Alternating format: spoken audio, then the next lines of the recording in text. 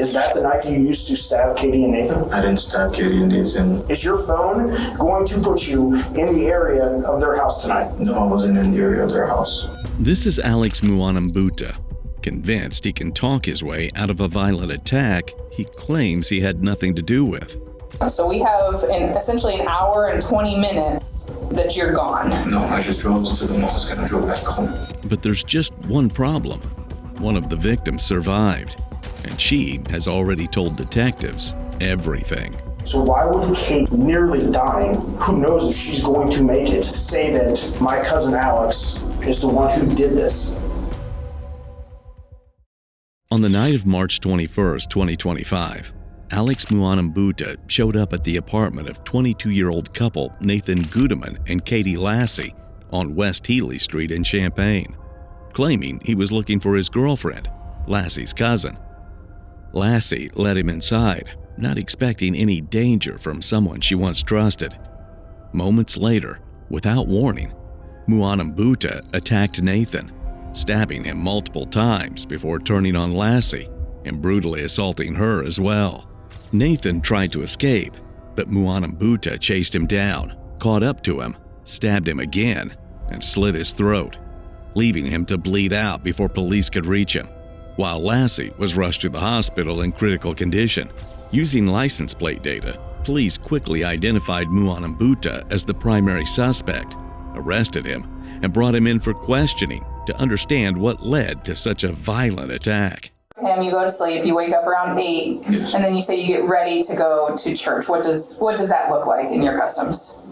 I just showered and got ready. Okay. Is there anything in particular, and please excuse my ignorance, but is there anything in particular you wear to mosque? Not me, Okay. because I'm a revert. Okay. I recently started going to church here, so I thought it would be kind of presumptuous or like arrogant to dress up the first time going. Is there something traditional that people wear? Yeah, and people wear robes, but it's optional. Okay. Yeah. So it's not super strict. No, it's just not. You can kind of come as you are. Is that fair to say? Yeah. Okay. So I would assume you're expected to shower, but you can come in whatever clothing. Yes. Okay. What were you wearing when you went there today? I was wearing black joggers, a black t-shirt, and a jacket. Not jacket, but like sweater, something like yours. Okay, like a hoodie. Yeah. Okay. So you were wearing those when you went to the mosque. You went there. Did you interact with anybody, or you kind of do your own thing while you're there? I kind of just do my own thing. I don't know anybody. Okay. I never familiarize myself with people a lot here. Okay. And how do you get around? Do you have a car? Do you take a bus? Me and my girlfriend share a car. I sold my bike in order to minimize what we had to move with, so Sure. we shared the car. By bike, do you mean like bicycle or motorcycle? Okay. Well, you're probably not going to get as much riding time in Illinois anyways, so. I was hoping to. From Rental to Illinois, it's a like 20-mile drive, so I thought at least that would be nice. Yeah, well, weather-wise, maybe not so much. But No, I've been getting that feeling. It's cold as hell every day. yeah, well, you're even cold. I'm sorry about that, but Yeah. I don't have extra blankets on hand or anything. So, what kind of car is that you guys share? It's a Toyota Camry. Okay, and is it registered to you, her, both of you? I think it's registered to her parents still. Okay, do they live in Florida still? They live in Florida, yes. Okay, so does it have Florida license plates? Yes, it does. Okay, so you drive that to the mosque. Does she go with you, or do you go by yourself? No, I went by myself. Okay, and then do you come straight home from mosque? Yes, I was straight home. Okay, do you know about what time you got home? I don't know what time I got home, but I know by the time she was on the phone, I went into the kitchen. It was like 12:50, I want to say. Well, what time the first time? You said you went there. First time I left home at 8:30. Right, so you left home at 8:30. Not Is correct. mosque about an hour? Is that accurate? That's 30 minutes away. 30 minutes, Yeah. okay. So It was at 9. So it started at 9 and ended at what time? It ends at 15 minutes. It was supposed to be 45, but I was only there for 15 minutes. I think I had to do like optional prayers. So Okay, so you were done with mosque by 9:15? Yeah. And then you went straight home I from went straight home. there, okay. And so then you're home, what's Alana doing? So you guys just hang out for a little bit, you play video games? What do you do? No, we were just in the room talking. Okay. How long would you estimate you had been home before you realized you forgot your wallet?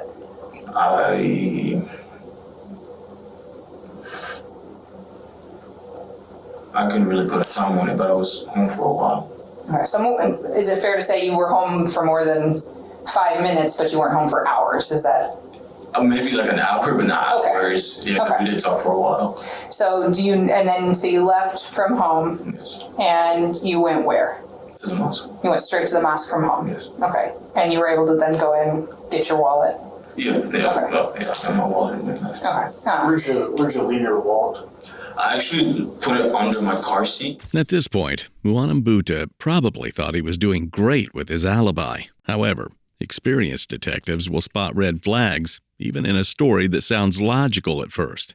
For example, if someone realizes they forgot their wallet somewhere, they would likely check their car first before driving half an hour back to that place just to find it inside the car. Unless, of course, he needed those extra hours to cover something up. I looked up the mosque because I didn't know where it was. It's in Urbana, I think, on Lincoln. Is that accurate? I don't know what Urbana is. I know what Urbana is, but I don't know what separates Champaign and Urbana. I mean, essentially, we're a few blocks away from Urbana, but it looks like it's on 106 South. Is it Central Illinois Mosque? Yeah, that's the place. It's literally Yeah, it's in the middle of the map. Yeah. So how do you get there from Rantoul to? Which way do you go? Do you know? You take the highway? No, I drove the country road. GPS said was the fastest way to get there. Like 45? What do you mean, 45 minutes? No. So 45 is the, I guess, main thoroughfare that runs not 57. Yeah. Down 45, and then it turns into Cunningham, and then University. I'm assuming to Lincoln or something like that. No But idea, but it's from my house. If you put in directions to anywhere in Champaign, it'll send you either highway or just a regular road. Yeah. So I'm guessing either 57 or 45. I suppose it's 45. So did you put it in your phone GPS, or do you have a GPS in your car? I can't drive anywhere without my GPS right now, so I had my GPS as I went. Yeah. All right. And about how long does it take you to get, do you know, from your house? 30 minutes. Okay. Yeah. To the mosque, it takes about 30 minutes. Okay. So you get there, you go inside. Do you go inside? I should. No. Your mouth. No. You realize before you go inside, pull in, and you're like, oh, I forgot I put it under my seat. Yeah, I pull in outside of the drive at the parking spot for a minute, and I was like, shit, did I even leave it inside? And I looked under, because we do dua, where it's you clean yourself before you pray. Okay. So I try not to bring my stuff with me. Okay. And that's when I realized that I might have just left it on the seat. So you reach under your seat, it's there, and you're like, okay. Yeah, Cool. It was cool. Okay. So where did you go then from that point? Home. You went straight home from the mosque to back to Rantoul. Yes. Okay. Did you stop anywhere? No. Did you talk to anybody? Asking for dinner. And then I called my best friend because he was online. I was only for play video game. Okay. So do you know what time you called her and said, hey, I'm coming But home? it's on my phone. Okay. And do you know what time about that you actually got home? No clue what time I got home, but again, by the time I was in the kitchen and she was on the phone, it was 12:50. 12:50? Yeah. Okay. What makes that time stand out to you? Nothing. I just went to the kitchen. Okay, so you just happened to see the time. Yeah, I just happened to see the time. Okay. What did you talk about with your friend? You were just talking because he was online and... No, he was online. I called him, but he was already falling asleep. Okay. And so, I just said goodnight. Gotcha. Yeah. Did Alana end up making you anything for dinner? No, I didn't have time to eat. I got home, and she got on the phone. I went into the kitchen to eat, but then she told me what was going on. Kitty got hurt. The cops were on the phone. I talked to the cops. They said they were coming over. I'm like, cool. And, I went to the car to get my phone. I come back. The cops are there. And here we are. That, all right, cool, tells you everything you need to know. Someone he supposedly knows is seriously hurt. And that's the reaction? But clearly, he thought that the more indifferent he acted and played it cool, the more detectives would believe he didn't do it. Spoiler alert. That didn't happen. If watching these stories where people build these confident lies, only for them to slowly fall apart, is your thing, consider subscribing so you don't miss the next case. Well, I haven't known them too long, but they come over sometime. We've hung out, play pool, play video games. They're cool. Okay. Have you been to their house before? Yeah, they actually let us stay with them when we're first moving here. We're like trying to process everything. We're here for like 4 days. Okay. Is that before you full-time moved Yes, here? Like kind of while you were in transition? Yes. Okay. And do you know the address to their house, or is it just a GPS thing that you put in? No, it's just a GPS thing. Okay. And do you know anything that it's near? Are there any landmarks like a McDonald's or a Burger King or anything nearby that kind of helps you find it? No, not particularly. Okay.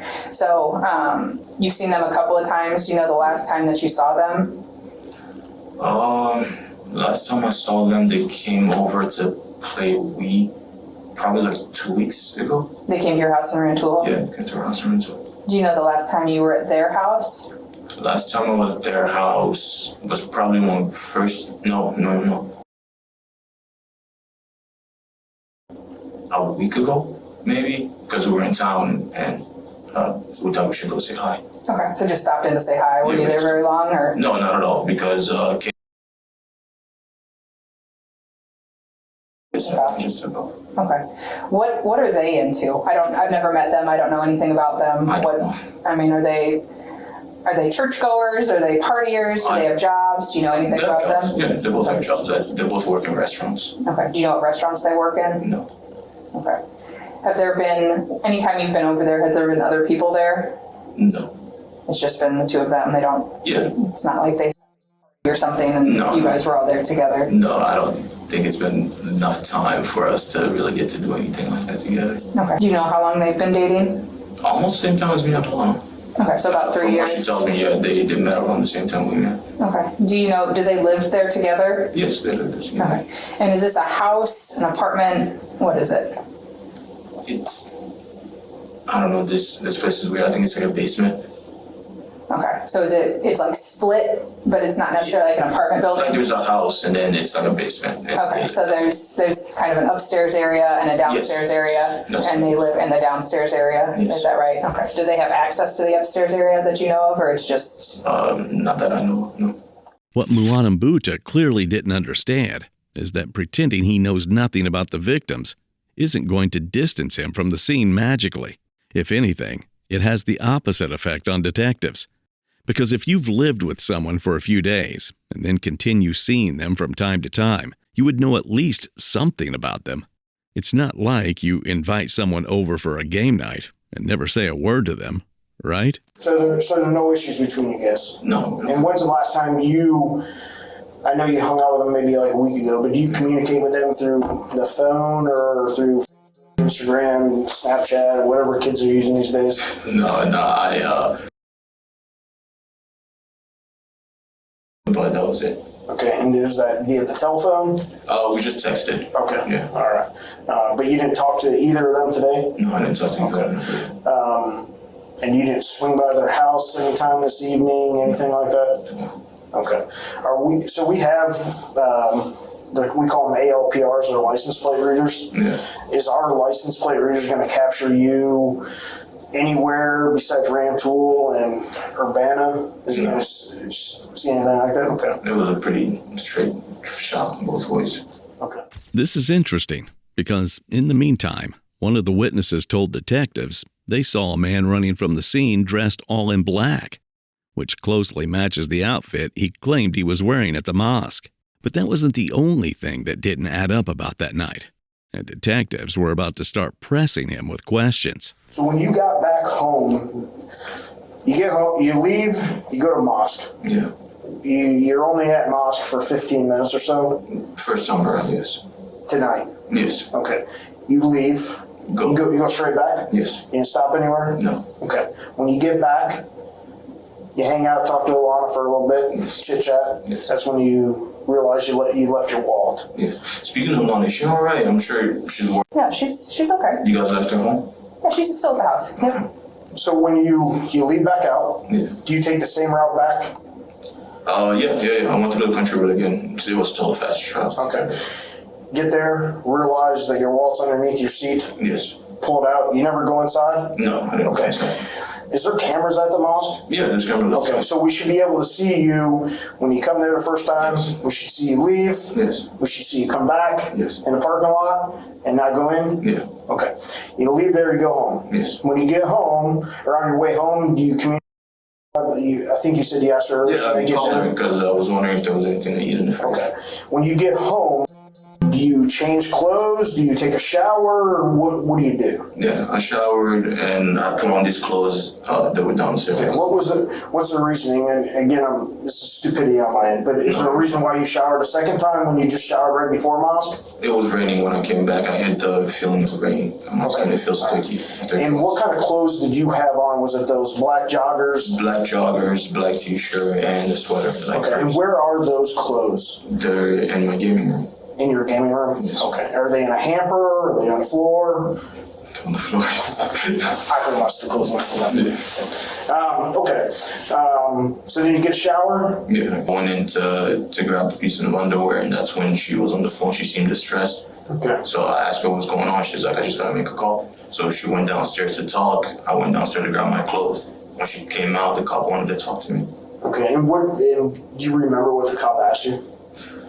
He just asked me where I was. I think he asked me where I was, my name, and if it was cool for them to come over and talk. Okay. Which it was not. I'm here, he's not there, but yeah.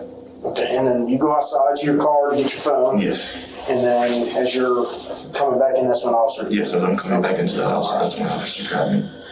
So do you know anything that happened to? She got beat. Okay. Because that's what I wanted to. When we say beat, do you know any details of what transpired? It was like she was No. punched, kicked, shot. No. Okay, stabbed or anything like that. No. Okay. Do you own any weapons? Does Alana own any? I don't own any weapons. Okay. Do you have any guns? No, that's a weapon. Do you own any knives? I own a knife. Okay. And what kind of knife do you have? It's a hunting knife. Okay. And can you describe that knife to me? Yeah, it's black. It comes with a black sheath, silver blade, Okay. and like a little tip in the back. Okay. And where do you keep that? I usually keep it on me, like in the car, because I don't have a gun and I'm new around here. I was gonna go to the park and practice my swings because I'm trying to get into the baseball team in my school. Your swings with a knife or? No, swings with a bat. Okay. Do you have a bat in your car? I have a bat in my car. Okay. Yeah, I brought it with me as I was heading out, but it was raining, so I just went straight home. Okay. And which field were you going to go to? Or? It's not really a field. It was just a park that I saw on my way. Okay. This knife, is it in your car? Is it in your residence? It was in my car. When I was coming back, I didn't take it out. Okay. And where would it be in your car? It was in the passenger seat. Okay. Have you ever used it to cut anything? No. I don't have. It's almost ironic how confident Muanim Buta sounded while claiming he didn't have a gun. Just a knife. But those smiles in a situation like this tell you everything. He was trying hard to convince detectives he was just some harmless guy carrying a knife for protection. But he's about to find out they don't believe him at all. Just to verify your path of travel, you use GPS on your phone, you said, right? Yes. Would you be willing to allow us to look at your phone to verify that you went from Rantoul to the mosque, directly back, home, back to the mosque and back? Yeah, that's fine. Okay. Is there a PIN code for your phone? Yes. And are you willing to give us that PIN code? Okay. But I can unlock the phone for you. Okay. So you'd be willing to give us consent to basically dump the phone to make a. So I say that, and basically what we do, we just make a copy of the phone. So we put it in onto a machine. Yes. It basically does a digital snapshot of the entire phone. How much of the phone are you going to be copying? Well, when we do I don't it, need to see my. We've seen plenty. Come on. We've seen plenty. be straight up and honest with you, okay? Okay, how bad is it? I don't know if she's going to survive. Okay, she's hurt very bad. Again, we're not at the hospital; we're here, right? But you're here. You're here. We're trying to rule you out of this whole entire Why thing. am I here?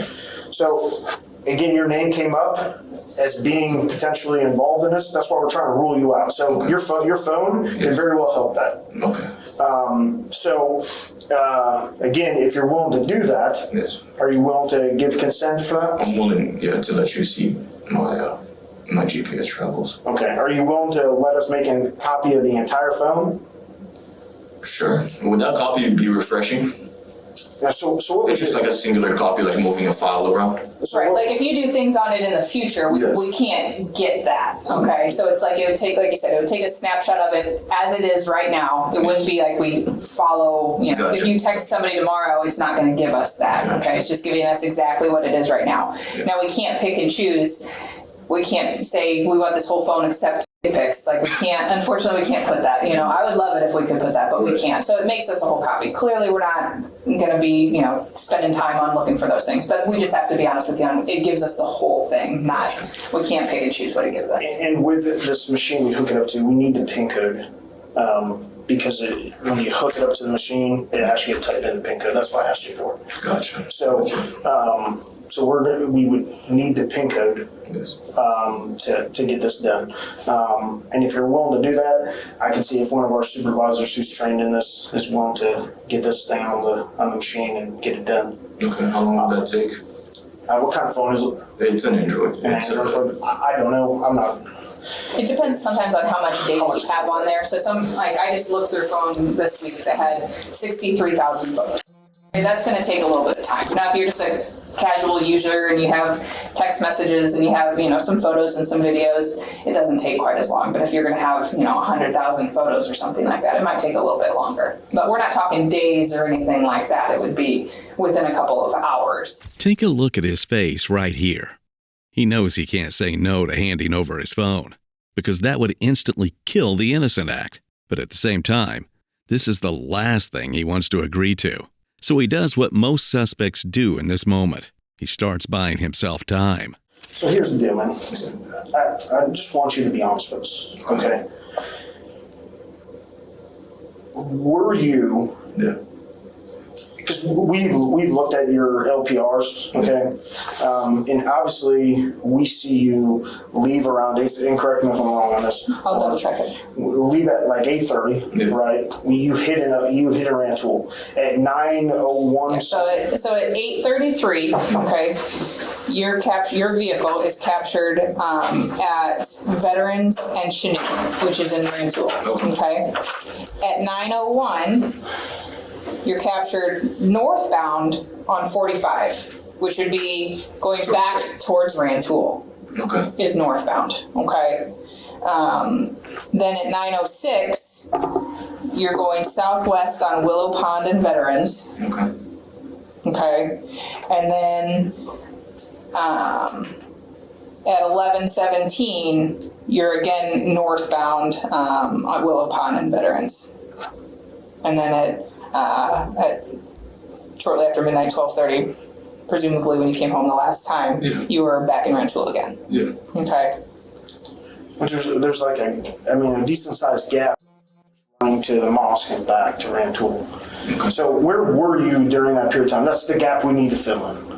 How do you mean, like? So essentially between 11:17, yes, which would be consistent with when you said, hey, I left again to go get my wallet. Is that fair to say? Because if you get home, mosque is at 9, you said that's 15 minutes, you go straight home. Yes.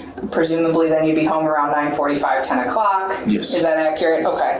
And then you leave again at 11:17, so that would make sense with what you told us, that you're home for a little bit, you're talking with Alana, and then you realize, I forgot my wallet, so you leave again at 11:17, or leave Rantoul anyways, and then you're gone from Rantoul until you come back to Rantoul until 12:36 a.m. So we have essentially an hour and 20 minutes that you're gone.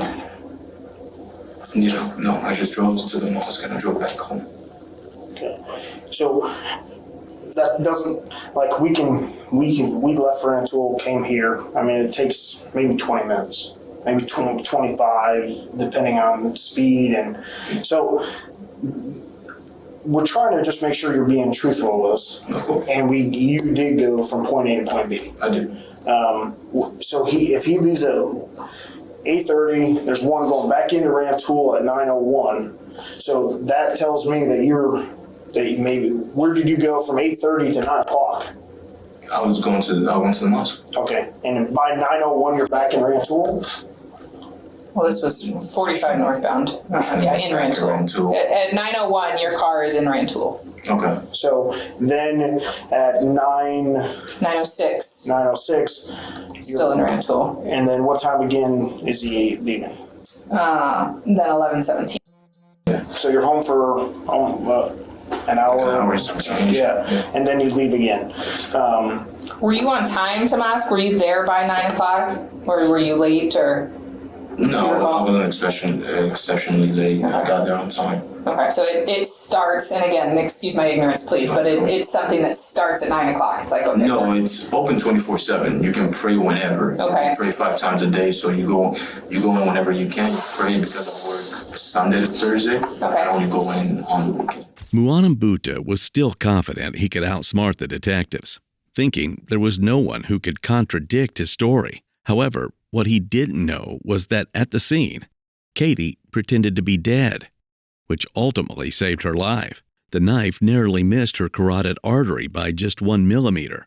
So once detectives were able to speak with her, she immediately identified Muanim Bhutta as the attacker. So did you stop by Katie? Please. Okay. Listen, this is where I need you to be truthful, okay? Okay. That you were responsible for hurting her. I was responsible for hurting her? Yes, sir. Okay. All right? That's why I'm here. They were both stabbed multiple times. Okay. It's not about who did it, it's about what happened to make this happen. What transpired that led tonight to this incident? Nothing. I wasn't there. I haven't seen them in a while. So your phone, Yes. your records, Yes. okay, because your phone, we're going to get GPS records from it, okay? Okay. We're going to get carrier information, and it's going to show your travel path. You have a dash mount camera, right? Yes. If you didn't delete it while you were sitting in the car. No, Okay. I don't have access to it.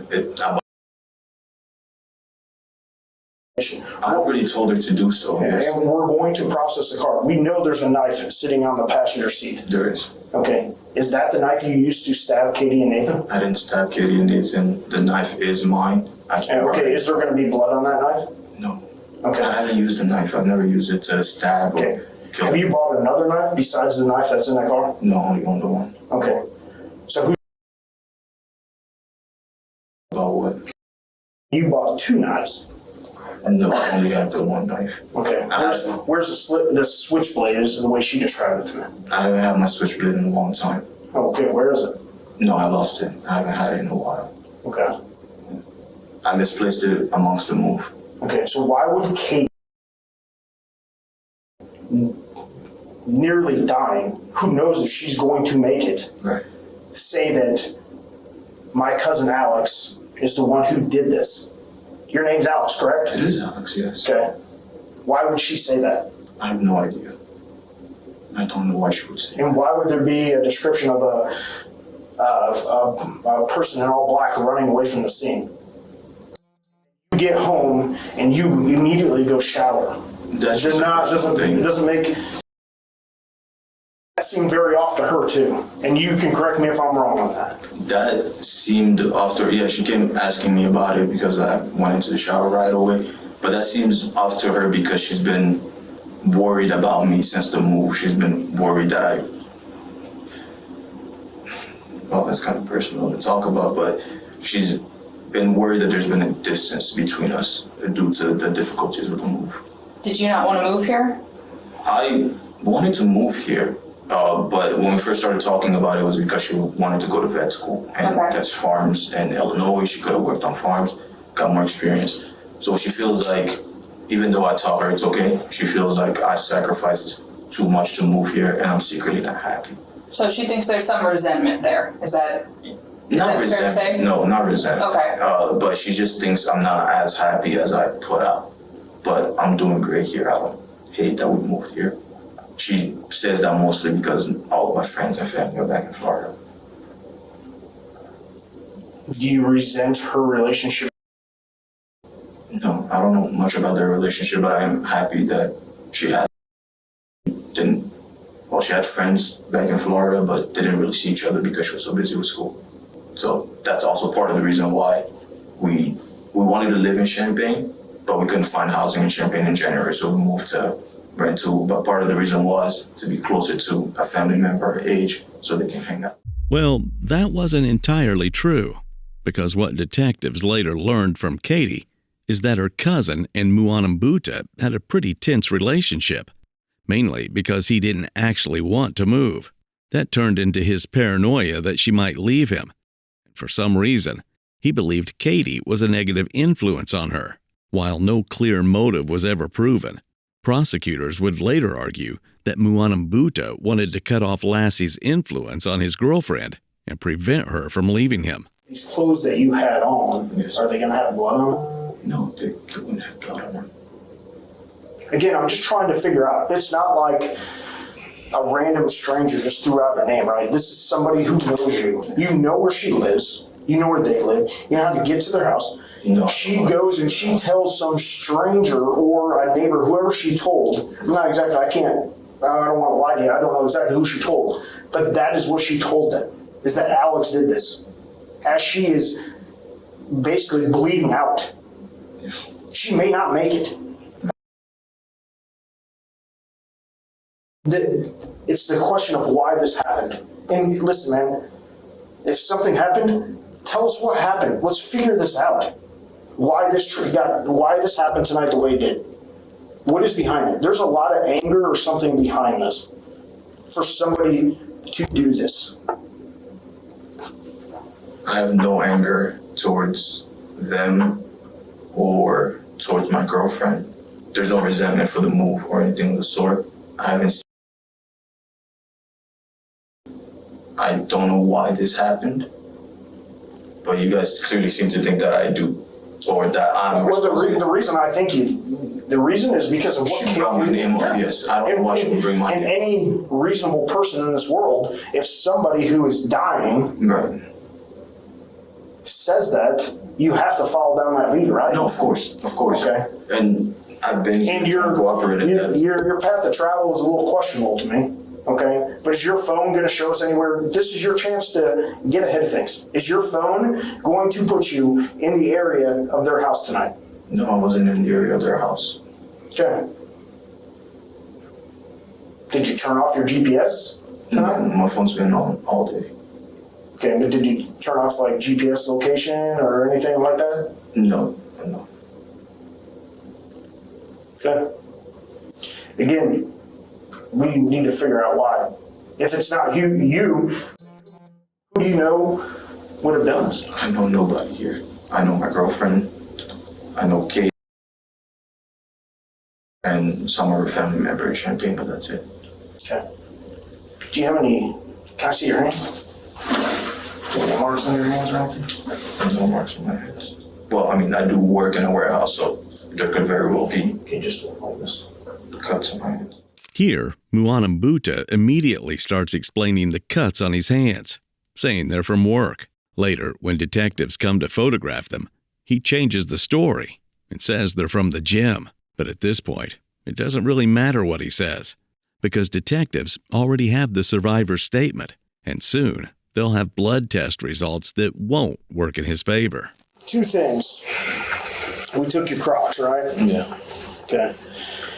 So, looking at the Crocs, they have kind of like a distinct pattern, right?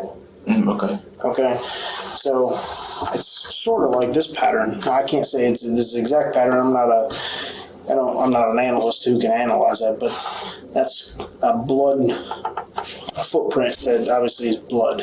Right. Okay. And this is near the scene. Okay. Second of all, again, what is that red spots on on your Crocs? The Freezies, most likely Freezies from Circle K. Okay. I didn't even wear my Crocs when I went out tonight. I was wearing Nike shoes. Okay, and where were those Nike shoes at? They're at home in front of my door. Okay. Why? So there would be no reason for any blood on your shoes? Okay. Well, I can tell you that we took those shoes after photographing the crime scene techs, took them, did a presumptive blood test on them, and the result's positive. It's not That's blood? Yes. Okay. So, what's the explanation for the blood on the shoes? I can give you one. Okay.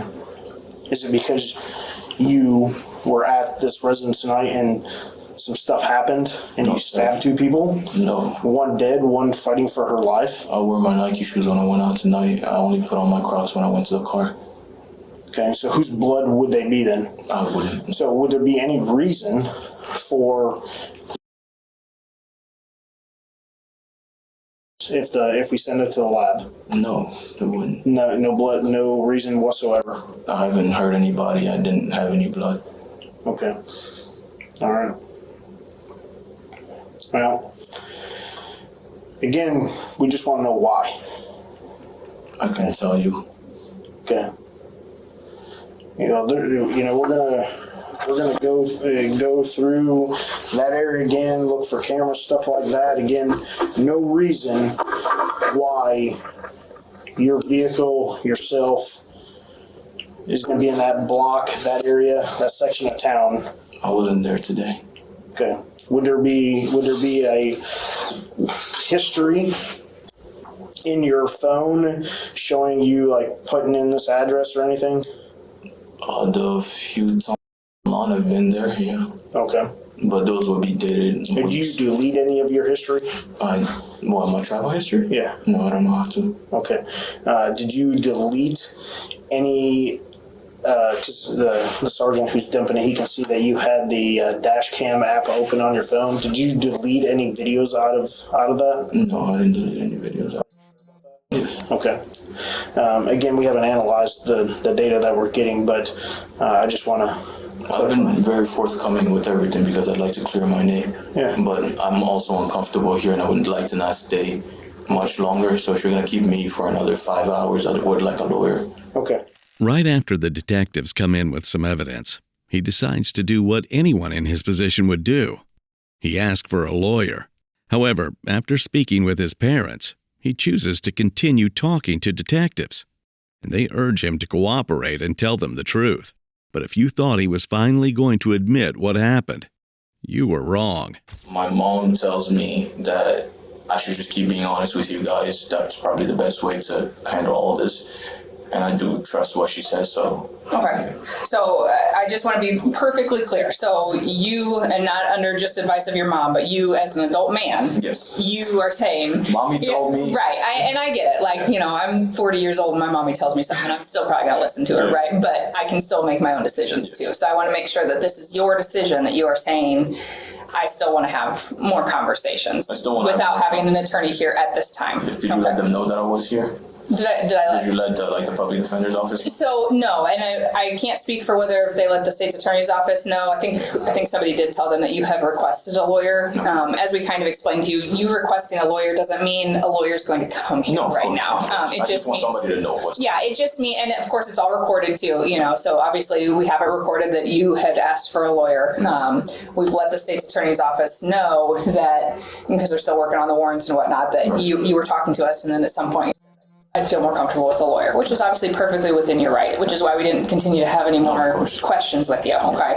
I'm happy you were able to speak with mom and dad and the so I just want to make sure that you are still comfortable yourself, not just at mommy's direction, that you're still comfortable having more conversations without a lawyer present right now. Yeah, is that correct? Okay. So like I said, and I explained this to your mom and dad, we're trying to find the truth, okay? We're not trying to say, we know Alex did this and we want to put this case on Alex. We want to find the truth, okay?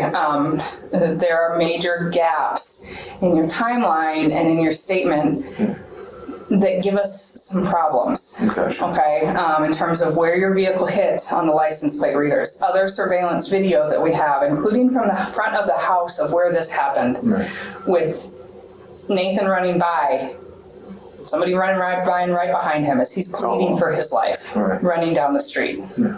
Okay, I think you know what happened there. No, I don't. I mean, he's pleading for his life as he's getting stabbed to death. Jesus. And we had to listen to that. I don't even know the guy, and that was hard for me to listen to. Sure, yeah. So we just need some honesty about what happened and what led it to this point, okay? Because this is not going away, okay? No. It's not. Like I said, you wouldn't be in here, you wouldn't be in handcuffs if we just had a hunch that you were involved in this. Right. We have a lot of reasons to believe that you were involved in this. We have a lot of evidence pointing to the fact that you were involved in this, okay? Not just one thing here or there, lots of things added together, okay? So when the state's attorney's office looks at things, or when we write up police reports, we call it the totality of the circumstances. It's not just like, oh, this one little thing. It's all these things put together, okay? And that's why we're still here, and that's why we're still talking to you, and that's why we're obtaining these search warrants to get more evidence out of your house, out of the house on Healy, because there's going to be more evidence in there. Okay. So what happened? When did you go over to this house? I didn't go over to their house. Even though he refused to admit the truth until the very end, you can see from the look on his face that he knew it was over. Police had his phone, surveillance footage, blood test results, and the victim's statement. It was clear there was nothing left for him to do. But wait. In November of 2025, Alex Muanambuta was convicted in a bench trial of 7 felony counts, including first-degree murder, attempted murder, and aggravated battery, with the judge calling the evidence against him overwhelming. During sentencing in January of 2026, the court heard emotional victim impact statements. Katie Lassie described being tortured and hunted, detailing the PTSD, daily flashbacks, and lasting physical damage she now lives with. While Nathan Gudeman's mother called his death a lifelong sentence of grief for their family. Muanambuta was sentenced to 70 years for murder and 30 years for attempted murder, to be served consecutively, totaling 100 years in prison, effectively ensuring he will spend the rest of his life behind bars. Thank you for watching today's video. Don't forget to subscribe. Check out one of the craziest cases I've ever covered right here.